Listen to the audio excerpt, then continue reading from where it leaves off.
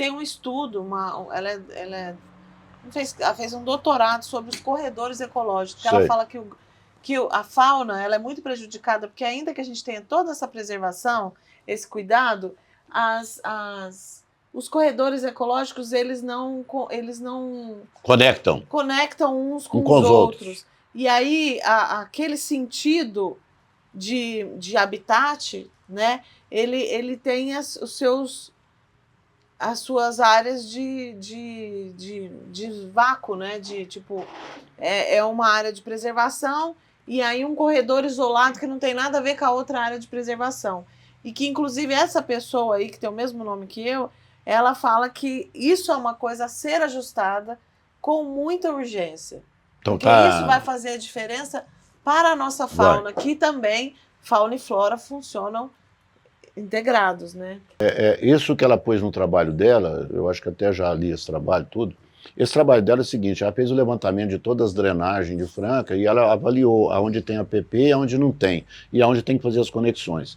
A a legislação que deu esse perdão, né, que deu essa anistia antes de 2008, para fazer a recuperação de acordo com o que eu falei anteriormente, existe um projeto da FAPESP, um projeto Biota.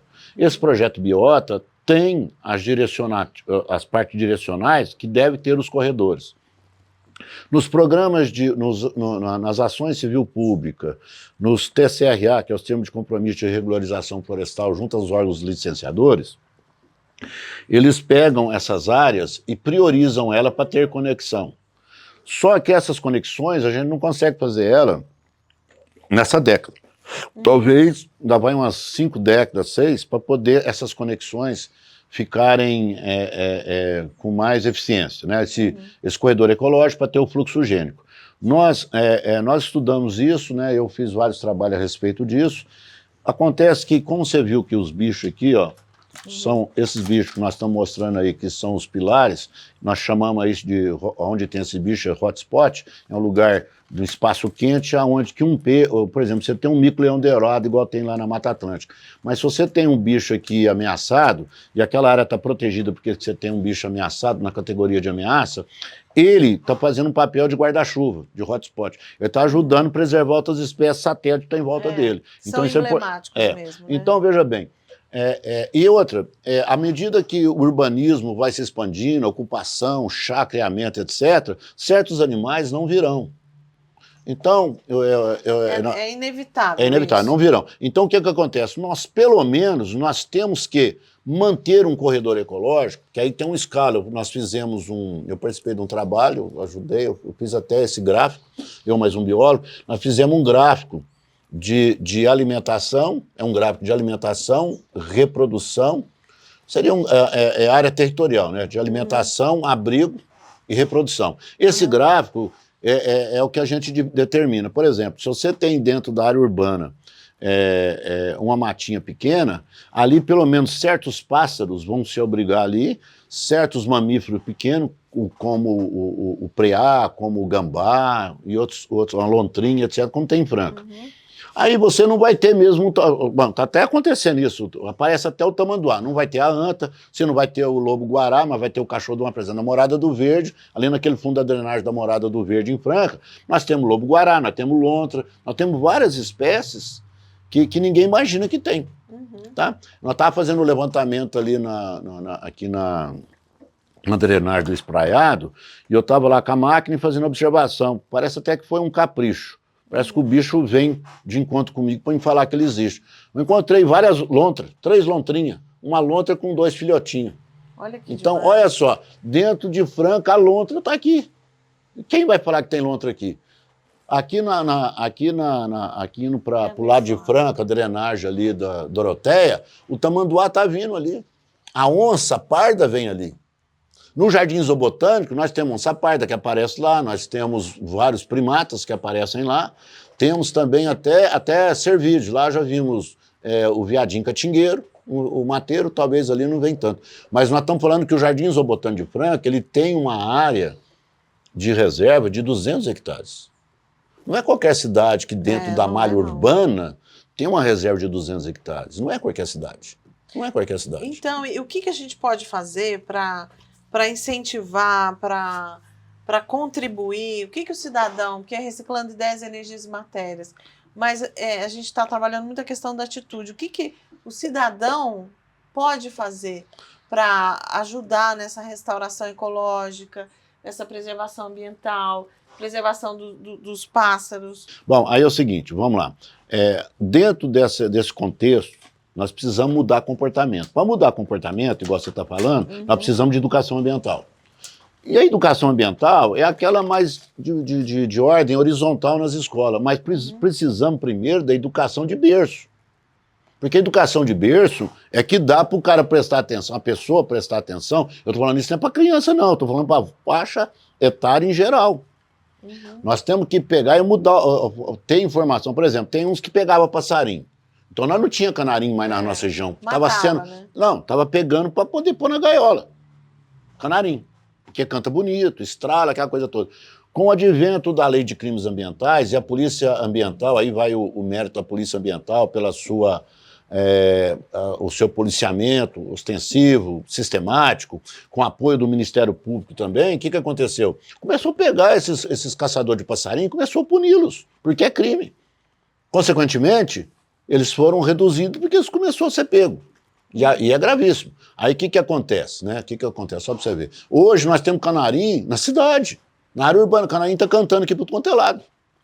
Nós vemos três potes, por exemplo, esses dias eu estava vendo lá de aves ameaçadas, o três potes entrou como ave ameaçada no estado de São Paulo. E na nossa região, ela não é categoria de ameaça.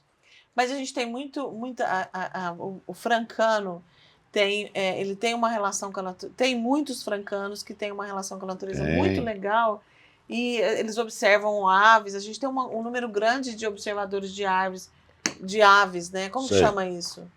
Os observadores de aves, né? Chama observador de aves.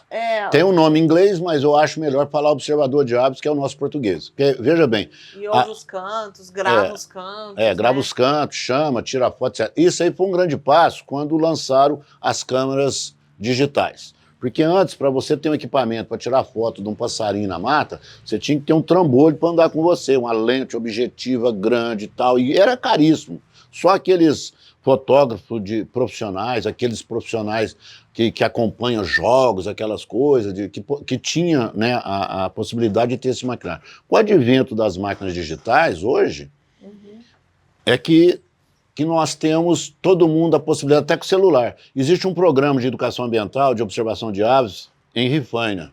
Eu participei desse projeto, Rifaina fez o projeto de lei, o Baraldi, que é o secretário do Meio Ambiente, ele vai nas escolas, leva os alunos com o celular, dentro da cidade, lá, porque Rifaina tem vários lugares. Tem uma cultura interessante. Tem. Né? E aí ele faz os alunos tirar foto dos passarinhos urbanos, aqueles passarinhos que vêm e eles são, que a gente chama de generalistas, aqueles passarinhos que dão bem com a gente.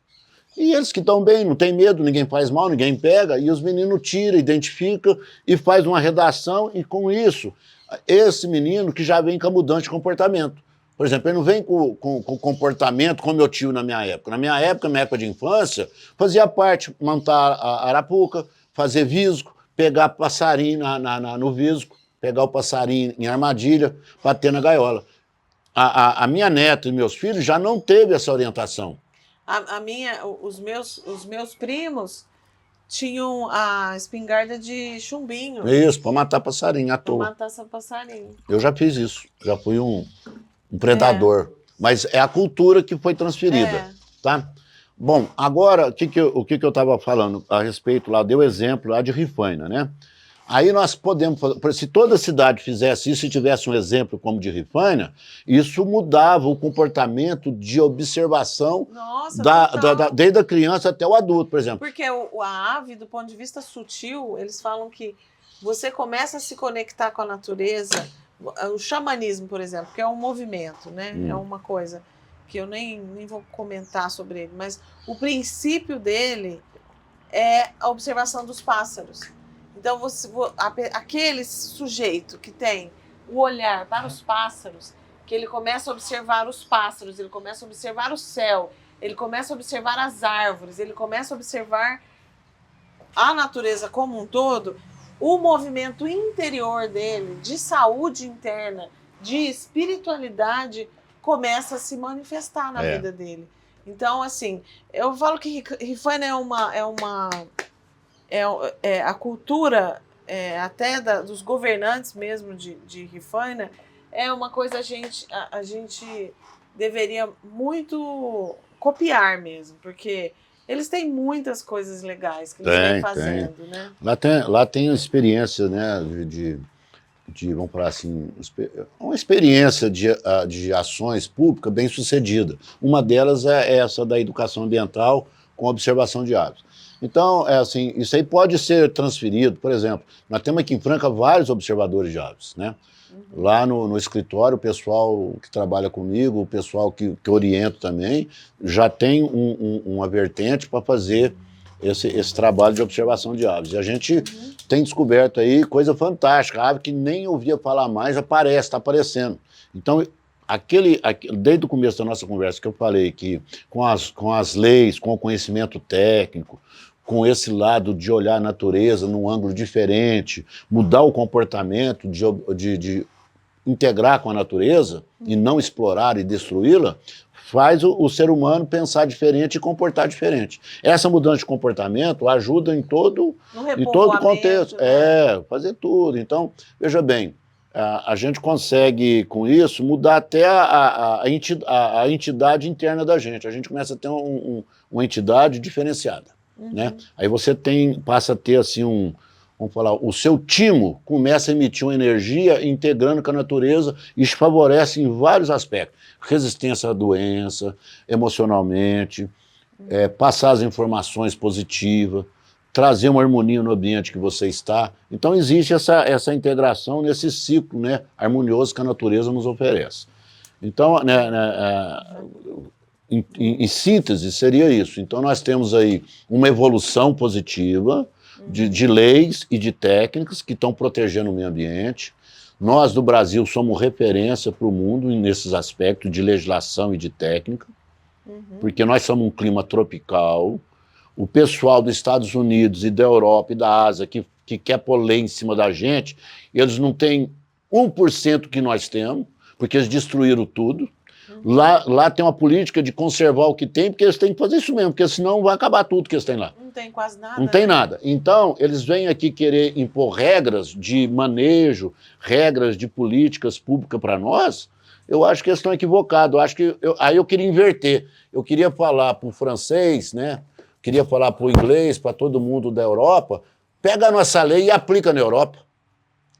Não passa 10% da lei que nós temos aqui. Vai lá na Europa e fala que o produtor rural vai ter que ter 20% de reserva e onde tem rio vai ter que fazer 30 metros de APP para você ver se isso vai aprovar lá. Não vai. E eles vêm aqui exigir da gente que nós temos que ter não sei o quê, que nós temos que... Agora eles usaram um refrão, né, que chama o sequestro de carbono.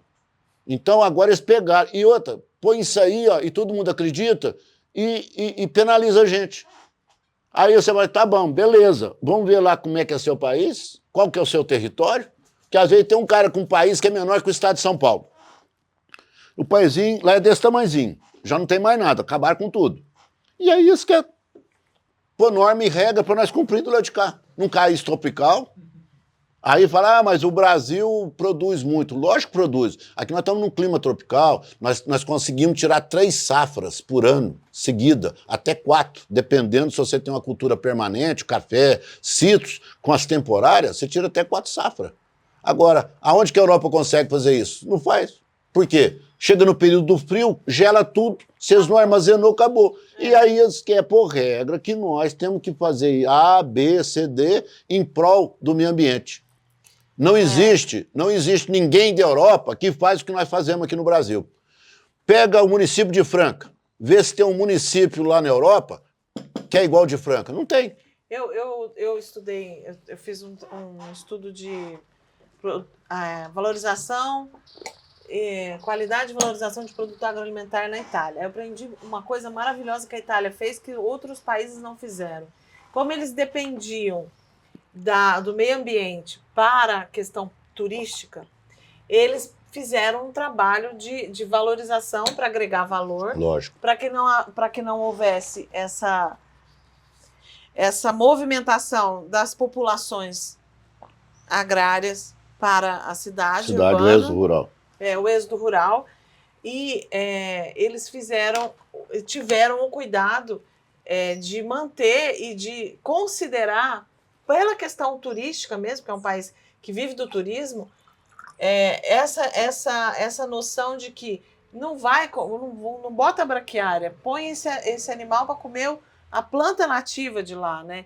Então, esses protocolos de produção, tudo eles fizeram de uma forma para a preservação ambiental. É claro que existia ali uma intenção financeira de sustento, de sustentabilidade, né? Econômica, mas a coisa foi feita de forma inteligente, preservando tudo aquilo. Eu acho que a gente tem estamos fazendo muito isso, né? Então, é o seguinte, ó, Fernanda, nós no brasileiro Brasil... é muito inteligente, Não, né? o Brasil é Ele inteligente, criativo, o Brasil é alternativo.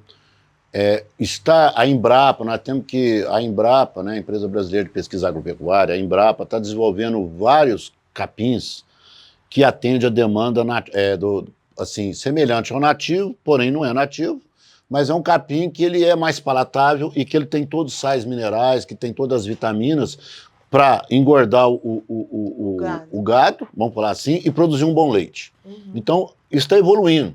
Tem lugar que já está substituindo a braquiária, já está entrando com esse capim, que até os animais silvestres, o cervídeo, os demais, como a anta também, vão alimentar desse capim. Uhum. Então, mas é uma coisa assim, nós viemos por um processo acelerado de produção, desenvolvimento, não é desenvolvimento, nós viemos com um crescimento econômico a qualquer custo e nós esquecemos de fazer um desenvolvimento econômico, seja na indústria. Uma visão biocentrista. Então, agora que está revertendo. Então, nós estamos tendo agora o desenvolvimento econômico.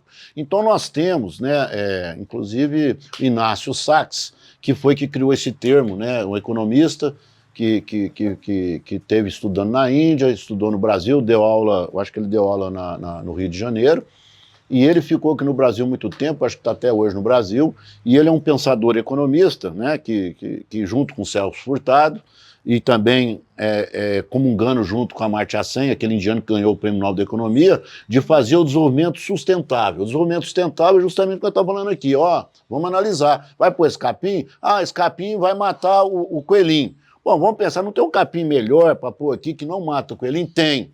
Então, veja bem, aí vai acertar questões. Né? A adequação ambiental, a adequação social, que vai segurar o homem na terra, e vai ter econômica, que nós vamos produzir o gado do mesmo jeito, né? Eu estou dando exemplo do gado, mas aí entra a agricultura de maneira geral, na safra, safrinha, culturas permanentes, seja laranja, seja o café, seja o que for, né? Nós temos uma seringueira hoje aí, produzindo aqui um pouco na nossa região, a laranja... agrofloresta, tem um sistema agroflorestal, né? Dentro que da seringueira, dentro da Então, aí está tendo tudo isso. Então, veja bem, nós estamos numa fase de transição. Provavelmente, na idade que eu estou, por exemplo, eu não vou ver esse sucesso, mas eu estou participando por ser um agente que faço parte, eu sou um agente, um ator de levar, trazer informação e levar o conhecimento.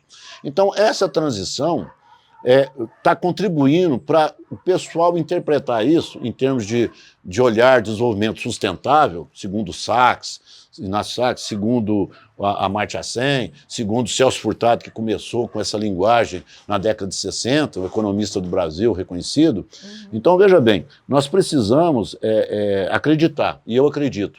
E eu estou fazendo a minha parte, você está fazendo a sua hoje aqui. Hoje aqui é um exemplo. Nós vamos propagar essa informação nossa, essa entrevista, para várias pessoas que talvez tinham uma interpretação após a nossa fala, ele vai refletir. É essa informação, essa mudança de comportamento que o indivíduo tem, que ele torna a ser um cidadão e ter o exercício de cidadania. Senão, ele vai fazer a diferença. Ele vai fazer o papel dele, vai ser mais um para aliar com a gente. Entendeu? Não adianta eu criticar que o fazendeiro está destruindo, não adianta eu criticar que o homem que fez o loteamento é perverso, não adianta nós ficar apontando o dedo e falando que o que é da área da agropecuária está prejudicando o meio ambiente, o que está fazendo o loteamento, aquele da indústria está poluindo a água, aquele que não sei o quê, entendeu? E nós, que montamos no carro e saímos com conforto queimando CO2. Estamos queimando combustível. Para ter o carro, para ter o pneu, para ter tudo, tem que usar os recursos naturais. Nós precisamos fazer isso de maneira harmônica. Nós precisamos relacionar o desenvolvimento ligado à economia, ao social e o ambiental. Se nós fizermos esse tripé, nós vamos postular aquilo que Inácio Sachs fala, aquilo que a Amartya Sen fala e que veio por parte do Celso Furtado. Então, mais ou menos, esse é o contexto, esse é o caminho. E eu fico assim, até orgulhoso de eu estar na fase que eu estou da minha vida, dando essa contribuição. Porque eu estou produzindo muito mais agora, né, teoricamente que eu já aposentei, em termos de orientação, trabalho científico, ações junto com os órgãos aí reguladores, a cadeia produtiva, as fazendas, os fazendeiros me procuram para fazer as coisas corretas, e são vários que querem fazer tudo certo. Tem um ou outro muito como... bem intencionado. Não, né? está cheio de boas intenções e fazendo. Nós temos vários exemplos que eu não vou citar aqui agora, porque eu não tenho procuração para isso. Você tem várias indústrias poluidoras que estão fazendo adequação do sistema de tratamento das suas águas residuárias industriais. Você tem a produção de lixo. Você tem aqui em Franca, né, um aterro sanitário controlado. Vai entrar agora um pacote dessa licitação aí, do marco zero do saneamento. Os contratos deverão ter reciclagem, deverão ter usina de tratamento dos resíduos orgânicos, vai ter a coleta seletiva. Então nós estamos tendo tudo isso acontecendo. Então eu quero ainda, Deus permitir, na nossa região eu assistir isso. Por exemplo, como eu sou membro fundador do comitê, na década de 90, quando o Comitê de Bacia Hidrográfica Sapucaí-Mirim Grande, 50% dos municípios que nós tínhamos, 23, tinha tratamento de esgoto, 50%. 50%, 40% só que tinha aterro sanitário. Hoje tem 100% de aterro, os resíduos domésticos e sanitários são tratados e toda a canalização dos esgotos e todas com estação de tratamento. Então hoje nós temos o privilégio de falar que a nossa bacia do Estado de São Paulo, do Brasil, é a única que tem 100% de esgoto tratado, desde a captação de água, tratamento, abastecimento, escoamento e o esgoto tratado lançando no rio Sapucaí-Mirim. Graças ao E nós temos orgulho disso. Um coletivo. É uma ação coletiva de interesse difuso. Né? E que isso aí tem que ser pulverizado, essa intenção, essa movimentação e essa atitude tem que ser considerada no Brasil todo, né? Porque tem muitos lugares que não tem saneamento até hoje. Não, o retrato do Brasil é caótico. É caótico. É caótico, não tem nem água para beber. Bebe água, não tem. Se você for no Nordeste, você assusta. Tem mulher que põe uma lata na cabeça, anda 20 quilômetros, 10 quilômetros, 15 quilômetros com a lata na cabeça para levar água para os filhos beber. Continuando do Cerrado, você falou que é uma palavra castelhana. O Cerrado é espanhol, né? Castelhano. Ele veio ali dos espanhóis quando vieram para cá. Porque quando os portugueses ficam um tempão aqui, os portugueses pareciam caranguejo, ficava só no litoral. Só através das bandeiras que eles migraram para cá, porque eles ficaram viciados. Terra boa, alimentação boa, peixe e caça. Os índios ensinaram isso para eles. E eles não aventuravam vir para cá por causa disso.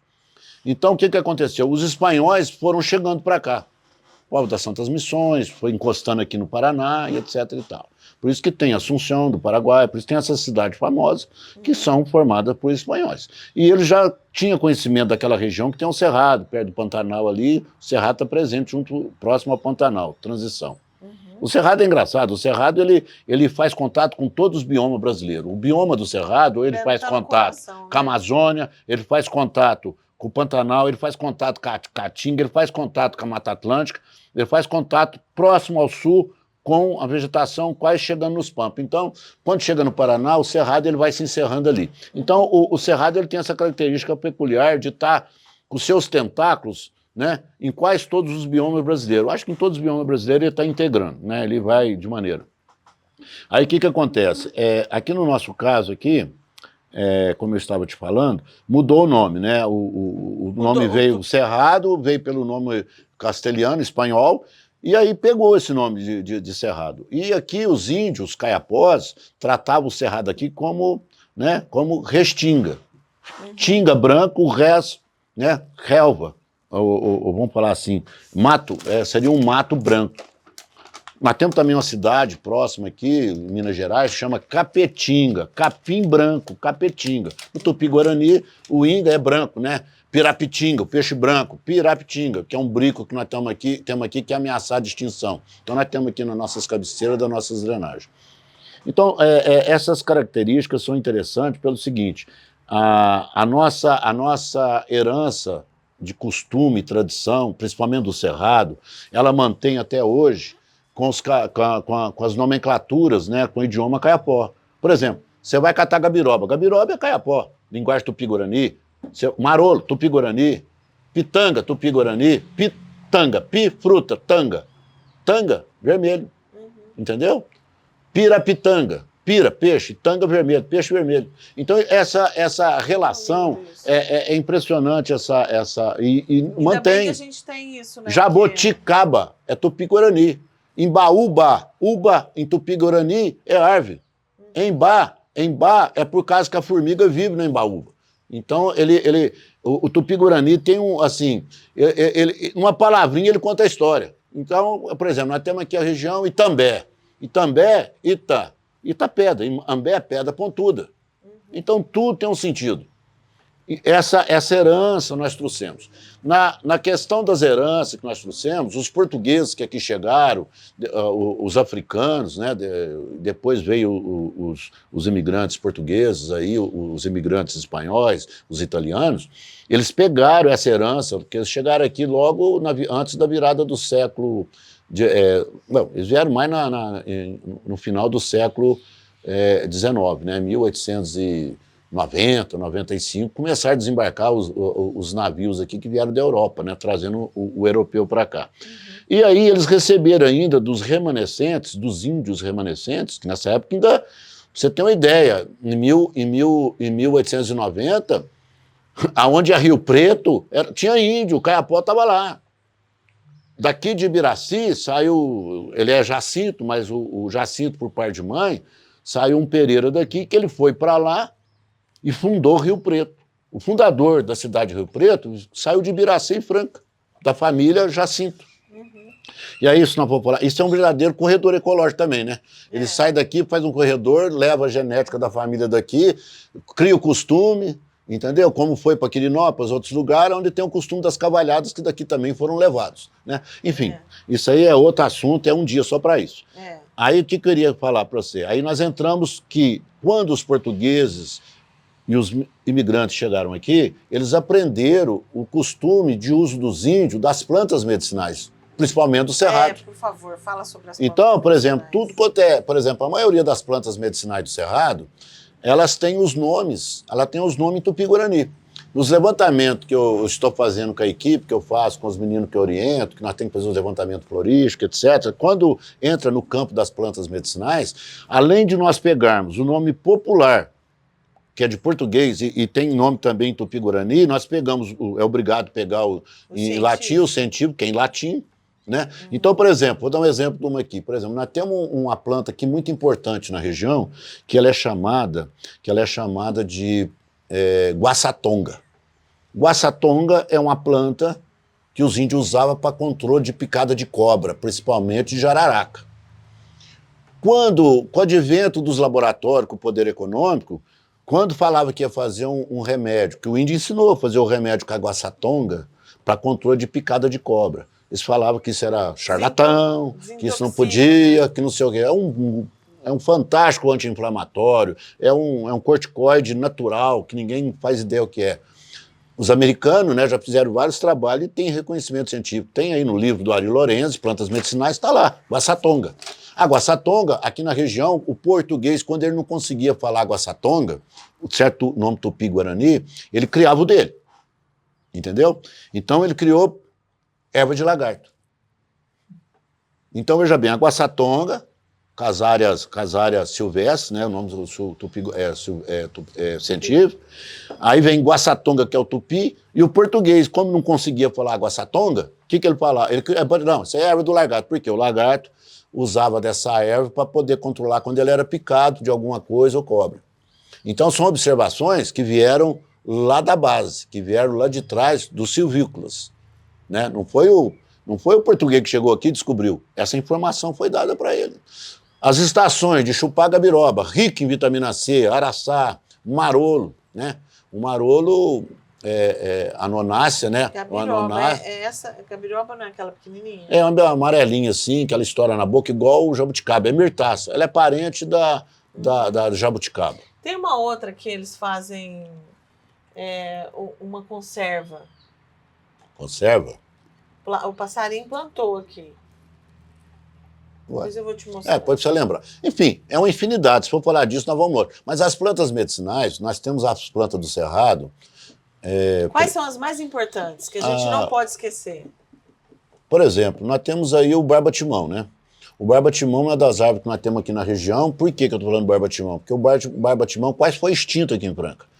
Porque quando começou os curtimentos em Franca, eles usavam o barba-timão como curtidor. Eles arrancavam a casca da árvore, davam uma picada nele, punham nos tachos, fervia e curtia o couro dentro da água do barba-timão. O barba-timão tem um fenol, né? Um fenol, esse fenol curte o couro. Ou seja, esse fenol, ele entra no couro, ele infiltra no couro, ele não deixa ter atividade microbiana. E ele, por ter essa característica, o pó do barba-timão ou o chá do barba-timão para pôr na ferida, no machucado, na pisadura do animal, é usado até hoje. Então a tradição de usar o barba-timão, né, para esse fim, então o que aconteceu? Foi usado o barba-timão em grande escala na região do nosso cerrado para fazer curtimento de couro. E com isso, ele foi, bem dizer, quase dizimado. Ele só não foi dizimado porque ele tinha uma capacidade, a maioria dos plantas, 99% das plantas do cerrado, elas têm a capacidade de um sistema de raiz e rebrotar. Resiliente demais. Né? Ele tem essa capacidade por causa da propagação assexuada dele, né? Então você corta ele rebrota. Então ele tem essa palavra, como você falou, resiliência, mas uma capacidade de regeneração muito forte. E no cerrado, a maioria das plantas tem essa capacidade. Por quê? O cerrado é como a Mata Atlântica, é como a Amazônia. Se você pegar o cerrado, o sistema reticular é 3, 4 metros para baixo. E para cima você tem só 1 metro de vegetação. Então é uma mata de cabeça para baixo, dentro do solo. É isso que eu acho. Entendeu? Então o cerrado tem as características. E nós temos várias espécies, né, que é usado para planta medicinal, que tem nome popular e nome tupi-guarani.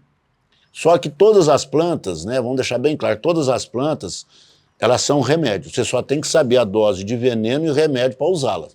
Porque se você usá-la demais, ela torna veneno. Então nós precisamos ter essa cautela. E aí o cerrado é rico, né? O cerrado, ele tem planta que tem um papel anti-inflamatório, planta, enfim. Você falou barba-timão, qual outra? Eu tenho aquele crim do campo, que os passarinhos que Mas qual é essa espécie que você está falando? O alecrim do campo é aquele... O alecrim é expectorante. Que é o própolis verde, né? Ele dá o próspero verde, né, para as abelhas, né? As abelhas europeias foram introduzidas. As abelhas nativas nossas, que não têm ferrão, elas fazem também...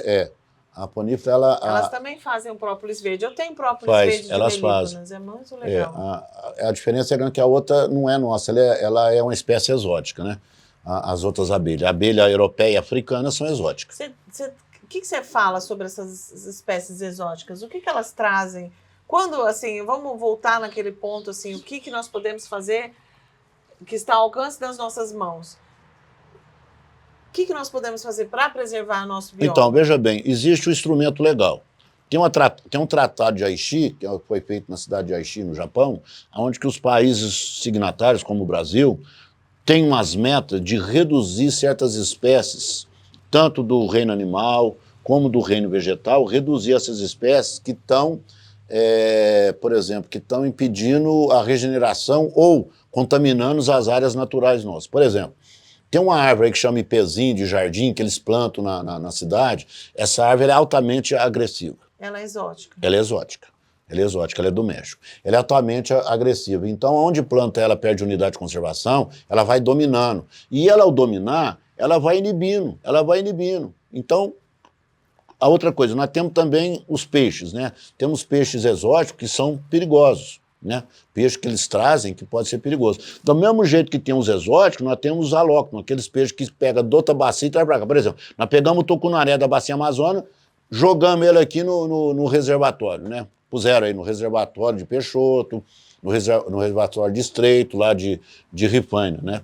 O que acontece? O tucunaré começou a comer todos os peixes nativos. E ele sobrepôs que ele é muito agressivo.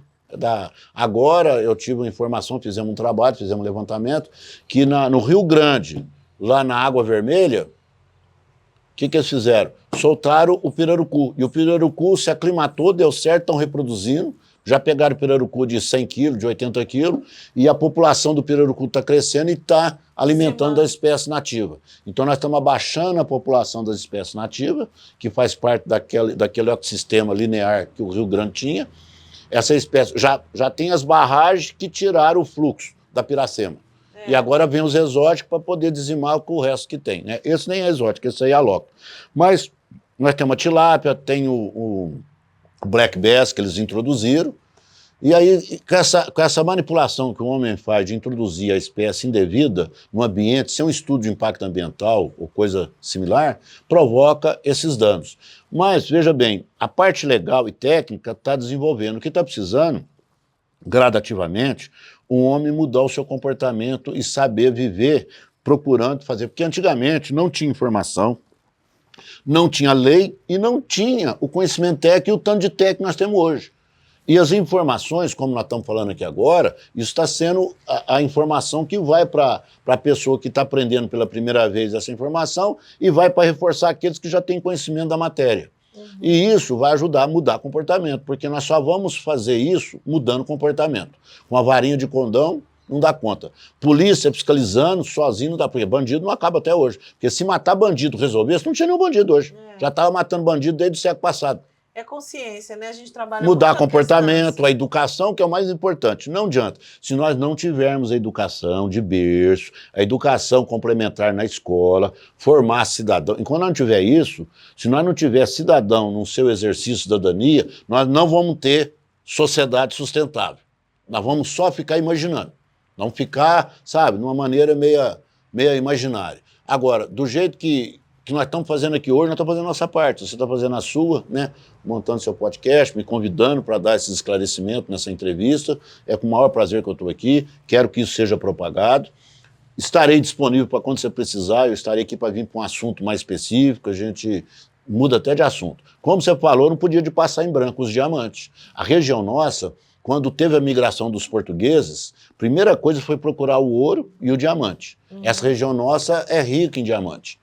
Não garimparam nem 5% de diamante que tem aqui ainda. Nem 5%. Ainda bem, né? Não fala isso não, porque senão as pessoas vão nem começar a brigar por conta de diamante. Não pode, gente, não pode. Não, poder pode. Poder pode.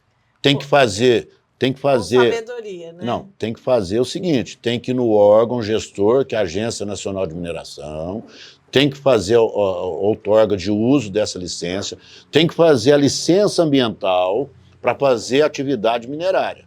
Porque ele vai responder por tudo e vai ter que recuperar o meio que ele vai danificar. Então... Poder pode, mas é a questão... Tem regra. Tem regra. Fazer com regra, tudo dá certo. O que não pode é fazer de qualquer jeito. Então, mas se o diamante é um órgão sutil da Terra, e assim como todas as pedras, né, a gente precisa considerar que tira um pouco, mas não tira tudo. Não, né? Mas não dá conta, não tirou nem 5%. Por exemplo, para fazer a casa, para fazer a porta de ferro, teve que pegar o minério de ferro. Para fazer o reboque, você teve que pegar a areia lá. O tijolo, a areia, o amianto, o ferro, se você for analisar, o impacto é muito mais maior se você for ver uma mineração dessa. Entendeu? Então, assim, nós precisamos pensar com lógica. A mineração de diamante não vai vir mais porque não justifica economicamente a mineração hoje de diamante. Porque você tem na África, você tem na Sibéria, você tem na Austrália e tem no Canadá. O diamante que é extraído lá é barato. O nosso aqui vai custar 5 vezes mais para tirar aqui.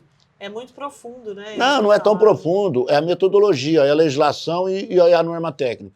Para cumprir essa legislação, essa norma técnica, e cumprir o que tem que ser feito, o custo-benefício da tonelada de material para ser processado em relação ao quilate de diamante que vai sair, não justifica economicamente.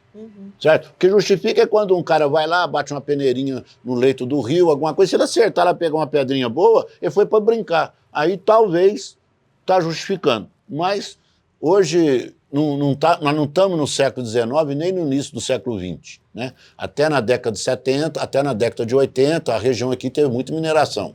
Franca era a capital do comércio do Brasil de diamante. Hoje não é mais. Hoje perdeu tudo isso. Não tem mais garimpo em Patrocínio, não tem mais garimpo em Claraval, foi fundada com um garimpeiro. Chamava Garimpo das Canoas. Patrocínio Paulista foi fundado por garimpeiros, né? Primeiro, Garimpo do Sapucaí, certo? Que os fazendeiros vieram para cá em 1800, 1820, montaram as grandes fazendas, mas em 1840, 50, o diamante valia muito, porque não tinha descoberto diamante ainda para valer na Austrália, não tinha descoberto na Austrália e não tinha garimpo de extração na Sibéria. Quando essas jazidas da Sibéria, do Canadá, da África do Sul e da Austrália começaram a produzir, o que aconteceu? O daqui perdeu valor, porque jogaram muito diamante no mercado. Só para ilustrar, quando a União Soviética se rompeu, jogaram no mercado naquela época o equivalente a 4 toneladas de diamante no mundo. Isso fez o diamante lá embaixo. Então, para vocês terem uma ideia, o que acontece? O mercado de diamante, o mercado de diamante que está na mão de 2 ou 3 só. É a De Beers, 80%, e as demais empresas vinculadas que dominam o mercado do diamante. E aí tem aquela história, né, do diamante da África de sangue, o diamante lá da Índia, que é a criança que ajuda a garimpar, na Austrália, enfim. Eu não vou entrar nessa questão aqui social, não, que não justifica. Então é isso. E essa região nossa teve um aporte em cima. E os diamantes, eles vieram da Serra da Canastra. Então os vulcões que lá jorraram, que vieram, o diamante veio, vamos falar o dilúvio, né, com a movimentação do Quaternário, esse derrame que veio para cá trouxe os cascalhos. Então a drenagem do Canoas, drenagem de Santa Bárbara, do Sapucaí-Mirim, etc., todas essas formações, dessas drenagens que vão para o Rio Grande, veio com o movimento de lá para cá, que aí teve a neotectônica, o movimento, e o lançamento dessa cascalheira que estão nos leitos dos córregos aí, e não só nos leitos do córrego, estão na parte mais alta. Então, na verdade, não garimparam nem 5% do potencial diamantífero que a região nossa tem. Então, eu nem gostaria de falar isso, porque a ganância do homem é imensa, e talvez alguém ouça isso e fale, nossa, então vamos lá. Mas, enfim, eu acho que vamos caminhar para o diamante que está em cada um de nós, né? Que vamos nos lapidar, né? Virar cidadão. Vamos trabalhar esse ponto de vista. Vamos exercer a cidadania. Tirar de nós tudo aquilo os pontos negros do nosso ser e caminhar para que a gente seja sempre melhor do que a gente foi ontem, né? Porque assim, errar todos nós erramos, mas o que faz a diferença é como a gente lida com tudo que já aconteceu na nossa vida e como a gente vê, como a gente consegue nos ver nesse processo todo, né? No sentido de que a gente tem que fazer aquilo que está ao nosso alcance em relação a tudo, em relação às nossas atitudes, em relação à preservação ambiental, em relação à sintropia entre as pessoas, em relação à nossa responsabilidade de fazer do nosso alimento a nossa saúde, de fazer com que a gente seja, nesse mundo, como são as árvores, né? Eu falo assim, a disciplina da yoga, ela traz muito isso. O ser humano que está presente, a yoga é uma disciplina metafísica no sentido de trabalhar com conhecimentos milenares, algumas chaves para a gente conseguir trazer a nossa paz mental, principalmente, né? Só que isso a gente tem, o estado de presença, a gente tem de várias maneiras.